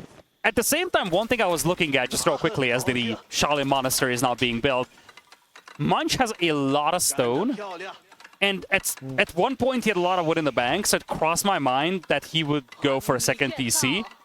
What do you think about this? Like, what should be his purpose with all the stone that he has in the bank right now? So, yeah, he has a lot of stone. I think he just used a little bit for probably another cistern, yeah. But usually Byzantines go for that 1 TC, go for the early cisterns, and then they transition into a second TC in Castle Age. So I think cisterns early on, TC in the mid game. Yeah, I think he just not built like 2 more cisterns. He was only tier 2. And as production highlighted to us, this was just a passive stone for the Byzantines. This was not a setup where he actually mined stone. Yeah, so Nyan just aged up. TheMrMunch, obviously not happy with that, moving out with his army here, but he's also looking towards Castle Age on the back end there. Now, you generally don't want to be going, you know, attacking and aging at the same time here, so maybe this is kind of just like making sure he's not too active on the map to easily get those relics. Yeah, I agree with you. Just kind of keeping his opponent in check. And so far it's working, because Nyan retreated all the way back into his base, and some critical walls are coming up here on the flank. That should secure at least 1 relic here for TheMrMunch. There is 1 to the north that I think is on the other side of his walls as well. So if he can get these up and he gets up to Castle Age, he's going to be limiting his opponent to only 3 relics. But at the same time, he's going to even out the stack advantage. So I feel like he might be, quote-unquote, through the worst. I mean, that is a very nice wall, yeah, and it looks like Nyan is just heavily, continually investing into Zuganu Horsemen here. He has 2 Palace Guards, but he's not continuously making them. Oh, however, timing. Yeah, this timing is very, very scary. It's a devastating timing here, because this army, at least the Chugenu, they're Castle Age upgraded. Ranged attack is also Castle Age upgraded now for NyanRacingCat. He's going to spot the landmark. I don't think he can stop this, but a couple of villagers might fall victim to this attack. Castle Age comes in. Now Nyan is looking for the fight before the upgrades come in here for Munch. Yeah, and as Byzantines, if he had the resources, he could be instantly producing those upgrades, right? Faster as Byzantines, but he doesn't have the resources. And this is ideally not a fight you want to be taking as Byzantines. Might be okay in the end, but you're fighting against upgraded units with unupgraded units. You do have the limit on it with the shield wall though, and they absorb basically all the arrow fire here. Longbows were completely untouched on the back line, and this is a really good fight here for Munch, especially when you consider that he had a feudal age army against the castle age one. Yeah, I think it was fine for Nyan. I mean, it wasn't amazing, but he traded out some of his Zuganu's. I wouldn't continuously make Zuganu's here as Nyan, just because you are playing against that Rommelman, which is going to scale very, very high soon with that Golden Horn Tower. He's already up to 23, getting another batch out now. It's difficult to play Zuganu against this army here, especially like with these spearmen in front. Munch is running out of gold though. He's at 0 per minute. All of his gold mines are in this frontier area. And this is not something that he can access right now. And this is one of the things that's severely hindering his upgrades being taken. Yeah, so he doesn't have any upgrades in production here, which is a bit concerning. Like, if you, as Byzantines, as I mentioned, you can get those quick, I mean, he's going to have to pull back on the food here, but honestly, he has too much food anyway, so whatever. Yeah, he shouldn't lose the villagers, though. Yeah, shouldn't use, yeah. Especially because Nyan is up by 15 now overall, so he's been quietly building a significant eco lead. Yeah, and Nyan is still in Song Dynasty, which means he's gotten those cheaper farms, but I would love to see him add that TC once again, because 65 villagers, that's a good amount of villagers, but you still have a long way to go to max out on villagers. On the other side, it's only 50 villas for Munch, and he's actually going veterancy for the horsemen here. Now he's starting to mix in some Varangians, and one thing is sure. His army is going to be terrifying in the next few minutes. Varangians, looks like he's getting some Landsknecht in there. Veteran longbows, Limitani as well. Whereas when you look at NyanRacingCat, he's got a very one-dimensional army. It's basically just Chukunu. Yeah, and I think if Nyan is going to lose this game, I think it's probably going to be to that army composition. These Zuganu are not scaling as well as they do in Feudal Age. I would like to see maybe some siege, maybe some palace guards. I mean, it's definitely difficult to build that army composition comparatively to Byzantines because, you know, you just stick with the Long Woman, you stick with the Limitani, but Zushi needs to probably go into palace guards, crossbowmen, siege. This is not exactly the army that you want to be having as Zushi here. Yeah, NyanRacingCat has yet to pick up a relic, by the way. He has soon to be 3 Shaolin monks out on the field, but he hasn't actually picked up a relic. And as it is being shown to us by the observers, Munch is trying to break through a wall, but there is a weaker segment to the south that he has not seen. Oh, that's a misclick. But yeah, he's very slow on the relic because he wanted to have that timing attack, but unfortunately that didn't work out. So hopefully he can still get 3 relics here, but and he probably should, but it's going to be a lot slower than it should be. Army count still neck and neck. 15 eco up is NyanRacingCat, but on the other side you have the Varangians coming in, the horsemen as well, 32 longbows, and it looks like we're gonna have 3 relics for NyanRacingCat. So the eco lead is gonna be there for the time being. But we've seen this so many times. Byzantines are no pushover with the mercenaries, the Varangians, and they get exponentially stronger as the game goes on. Yeah, and I guess we kind of have to start thinking about late game here. Both of them, I think, have a decent farm setup. Yeah, Nyan almost has maybe even a max farm setup. 30, okay, needs like 15 more. I think Munch, Munch is a little bit delayed on that. I think just because he didn't take those very good fights, and Nyan actually has a cheaper farm transition in Song, right? So yeah. One thing to highlight, though, is that Munch added a second town center all the way up front. Close to those gold mines, so this is going to allow him to potentially catch up in the eco department. Gets a couple of freebies on the villagers as well with the Varangians. This is only 2 Varangians, and you can see how much the Chukanu are struggling to clean them up. And I'm starting to feel like Munch is picking up a lot of momentum. He's got a very diverse composition, and Palace Guards, I don't think it's the unit that you want to go for here if you're NyanRacingCat against Varangians, horsemen, and so many longbows. Yeah, I don't think you have a lot of good options, to be honest. I mean, Longbowmen, Varangian, Remitane, I mean, that just kind of was like, what are you supposed to build versus that, honestly? I guess Siege? Yeah. So, yeah, we mentioned this a couple times, but Nyan's composition is a bit concerning, I think, for sure. Yeah, I guess the argument here is that Munch only has a couple of Varangians and a couple of crossbows. Everything else, Palace Guards will have a decent matchup against, particularly the Spearmen and the Longbows. Yeah, but I mean, I guess the army value shows that Nyan is ahead, but it doesn't feel like that, you know? I look at MrMunch's army value, obviously the mercenaries, but... yeah, it's the mercenary thing with the UI, though. Yeah, obviously, but either way, that's an expensive army from Nyan, 7 point almost 5k. He should get some value from that. Yeah, he's got a huge army here. 20 Palace Guards, 34 Jugenu. And looks like a break-in is going to happen over here. At least that's going to be attempted by MrMunch. Meanwhile, it is... actually, no. It's MrMunch breaking in. Nyan looking for the defense. Losing track of the colors here for just a brief moment. Sieges coming in for both sides. Nestopes, Mangonels. But it looks like Munch is just going to fall back here a little bit. He has yet to pick up that lost relic down south. And it looks like Nyan also added that second town center that you talked about. So now it's 2TC versus 2TC. And indeed, we might be getting close to the domain where we have to start having conversations about late game here. Yeah, and I think we do, especially if these armies don't fight. Because, I mean, it's Age of Empires 4. It's difficult to attack for sure. And I can understand both players being very hesitant to attack here. However, I mean, we have God's Vision, but MrMunch, like, if I was Nyan and I knew MrMunch had like 700 food per minute, I would be like, okay, maybe I take this fight then and force him to kind of continuously produce units with very low food eco. There's a relic in that crowd out there. I don't know if that's intentional from NyanRacingCat. I would think it is not, but it looks like we're going to have our final clash here. Nestopes a little too much to the front, but there is the Wololo to try and protect it. Springle does pick off the Nestopes, though. Wololo is not going to convert. Mangonels getting caught in the middle of things here, but they do get a volley out, and it's a beautiful volley on the opposing army over here. MrMunch, it's looking like he's picking up so much momentum, but at the same time, Palace Guards are super tanky, and he's fighting off against them with Limitani. I feel like the front line for MrMunch might be crumbling, and the Palace Guards, it looks like they're starting to overwhelm. Yeah, it's very difficult to tell what was going on here. MrMunch did have Lance Connects, he did have the Mangonels, so he had a lot of potential to do massive damage to Nyan's army, but I think those Palace Guards really proved to be very valuable here for Nyan. I mean, he still has 20 of them, and MrMunch doesn't have an easy answer to those. Yeah, he doesn't have armor-piercing power. Munch is on one crossbowman right now.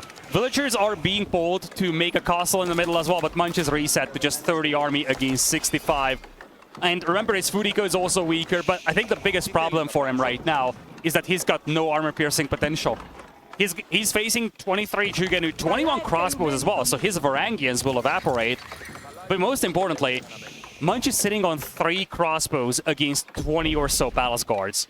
Yeah, he's going to drop that keep down, so he will be safe in this area for now, but, I mean, Nyan is actually going to go for a raid at the top there. I'm not sure if that's with Palace Guards, but, I mean, it's going to be difficult to defend all these sides, and I actually... Yeah. Nyan's actually doing a lot of raiding at this point, so yeah, there's a breach to the south. Yeah. Yeah. Breach to the south, breach to the top, so... I think this is the main army. That was more of a distraction. Yeah, Palace Guards will now start trickling in, and this is something that we see in so many games involving Palace Guards. It's your semi-cavalry unit. It's tanky, it's quick, and it does such a good job raiding and just creating all this chaos. Villagers have to flee, and you see the main army is now regrouping in front of the enemy base here. That's the actual main push from NyanRacingCat.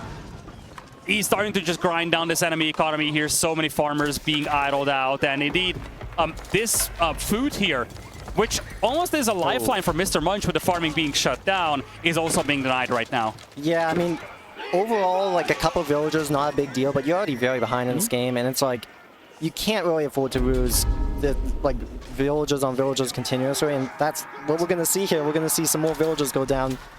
So yeah, not a good position to be in. Yeah. A Wololo being popped over here just to discourage, distract. But it doesn't really help MrMunch. He's losing on way too many villagers here. And his food bank is just looking bad. His food eco is collapsing at 800 per minute against 2100. NyanRacingCat, he's in match point, and he's so close from advancing here in the lower bracket.